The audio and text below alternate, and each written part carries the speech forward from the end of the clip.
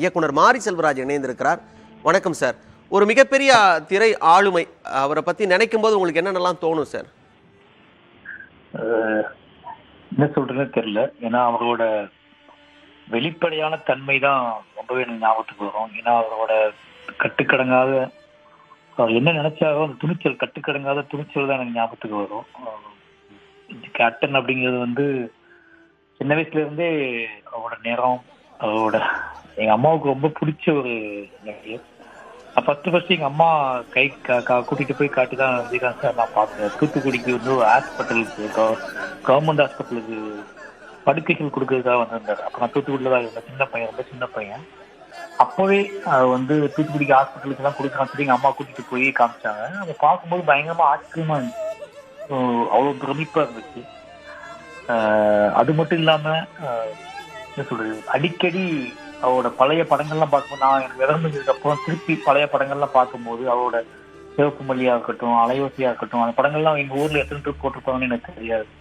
அலையோசை படம் நான் அதிகமா பார்த்த படங்கள்ல அலையோசை முக்கியமான படம். அந்த பாடல்கள் எத்தனை முறை நான் கேட்பேன்னு எனக்கே தெரியாது. அந்த விஜயகாந்த் சார், அந்த கேப்டன் வந்து என் மனசுக்குள்ள ரொம்ப ஆழமா, அந்த நிறமும் அந்த கண் சிவந்த விழிகளும் ஆழமா என் மனசுக்குள்ள பதிஞ்சிருக்கு. என்னைக்கு ஒரு ஹீரோ, இப்படி ஒரு ஹீரோ கிடைக்க மாட்டாங்களா, இப்படி ஒரு ஹீரோ இருக்க மாட்டாங்களா, நமக்கு இதுக்கப்புறம் வரப்போற நடிகர்களுக்கு ஒரு ஹீரோ வந்தா எப்படி இருக்கும், இவ்வளவு உயரமா, இவ்வளவு கருப்பு அள்ளி பூசிக்கிட்ட ஒரு அழகோட, அந்த ஆத்திரத்தை அதிகமா வச்சுக்கிற அந்த கண்களோட, இவ்வளவு நெருப்பு மாதிரி ஒரு ஹீரோ கிடைக்க மாட்டாங்கலாம் ஏங்கி இருக்கேன். நிச்சயமா பெரிய இழப்பு தான், ரொம்ப மிஸ் பண்ணுறேன். உண்மையிலே நீங்க சொல்லும்படி கிராமத்துல பொதுவா எல்லாருமே நேசிக்கக்கூடிய நபராக இருந்தாலும் கிராமத்தில் இருக்கிற அத்தனை பேரும் வாரி அணைத்து கொண்ட ஒரு மகா கலைஞன் அப்படின்றதையும் குறிப்பிட்டு சொல்லியிருக்கீங்க. குறிப்பா உங்ககிட்ட ஒரு கேள்வி மட்டும் கேட்குறேன் சார். ஏன்னா நீங்க வந்து தாமிரபரணியின் கரையில் புரண்டவர் அப்படின்றதுனால கிராமத்துல அவரை பத்தின பேச்சு எப்பவுமே இருந்துகிட்டே இருக்கும் இல்லையா சார்? அந்த நேரத்தில் இளைஞர்கள் எல்லாமே பார்த்தீங்கன்னாக்கா விஜயகாந்த் தான். இந்த பக்கம் ரஜினி கமல்னு பேசியிருந்தா கூட ஊர் பக்கம்லாம் பார்த்தீங்கன்னா பெரும்பாலும் விஜயகாந்த் அப்படின்னே பேசுறது உண்டு. ஆமாங்க. நீங்க பார்த்த வகையில எப்படிலாம் அங்க அதை பத்தி பேச்சு வரும் சார்?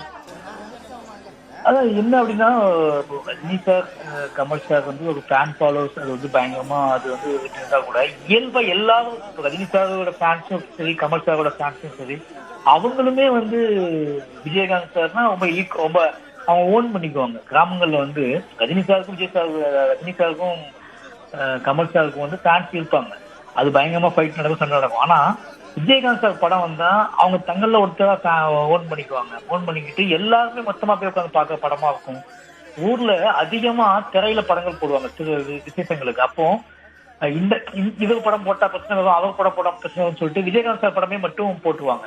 அது எல்லாத்துக்கும் பிடிக்கும் அப்படின்னு சொல்லிட்டு, இரண்டு தரப்புக்குமே பிடிக்கும் அப்படின்னு சொல்லிட்டு அதிகமா எல்லா வீடுகள்லயும் போடக்கூடிய படம் வந்து விஜயகாந்த் சார் படமா தான் இருக்கும். அதுக்கான காரணம்னா எல்லாத்துக்குமே அது பிடிக்கும், யாருமே இந்த பிரச்சனையும் பண்ண மாட்டாங்க அப்படின்னு சொல்லிட்டு அந்த ஒரு காரணமா இருக்கும். எல்லாருமே வந்து ரொம்ப நம்மள இருந்து ஒருத்தர், நம்ம ஒருத்தர் அப்படிங்கிற மாதிரியான ஒரு ஃபீல் வந்து இருந்துகிட்டே இருக்கும் விஜயகாந்த் சார் மேல. ஒரு சினிமா நடிகர் அந்த பிம்பத்தை தாண்டி அவரோட குரல், அவரோட இப்போ எப்படி சொல்றதுன்னா, நிறைய அப்ப திரைப்படங்கள் போடுவதற்கு வந்து அவ்வளவு செலவு ஆகும் அப்படின்னால ஊர்ல நிறைய இந்த ஒலி நாடாக்கள் சொல்லுவாங்க, வசனங்கள் சொல்லுவாங்க. அது கேப்டன் பிரபாகரன் வசனம் வந்து எவ்வளவு நாள் அது முழு நைட்டும் ஊருக்கு மத்தியில ஓடிக்கிட்டே இருக்கும். அப்ப விஜயகாந்த் சார் வாய்ஸ் கேட்டு கேட்டு கேட்டு கேட்டு எல்லாத்துக்குமே அந்த வாய்ஸ் வந்து, அந்த குரல் வந்து நம்ம கூடயே வாழ்ந்துட்டு இருக்க மாதிரி ஒரு பரிச்சயம். புலன் விசாரணையா இருக்கட்டும், இல்ல கேப்டன் பிரபாகரனா இருக்கட்டும், நிறைய படம், எல்லா படங்களோட அவரோட குரல் வந்து கேட்டு கேட்டு கேட்டு கேட்டு ரொம்பவே நெருக்கமா உணர்ந்திருக்கும்.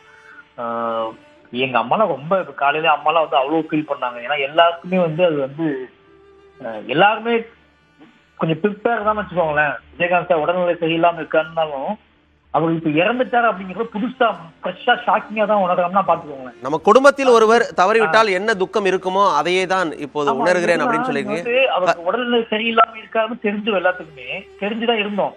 இந்த செய்திக்கு எல்லாருமே இந்த செய்தி வந்து கிட்டத்தட்ட வந்து ஒரு ப்ராப்பரான ஒரு ப்ரிப்பேரான செய்தி தான். ஆனா என்னன்னா, அந்த செய்தியே நமக்கு வந்து போய் ஷாக்கிங்கா இருக்கு அப்படின்னா அது காரணம் என்னன்னா, அவர் எவ்வளவு நமக்குள்ள டிராவலா இருந்திருக்காரு அப்படிங்கறத உணர முடியும். கருப்பை எடுத்து வாரி பூசிக்கொண்ட அழகான கலைஞன் விஜயகாந்த் அப்படின்றதையும் குறிப்பிட்டு சொல்லியிருக்கீங்க. இணைப்பில் வந்தமைக்கு நன்றி சார்.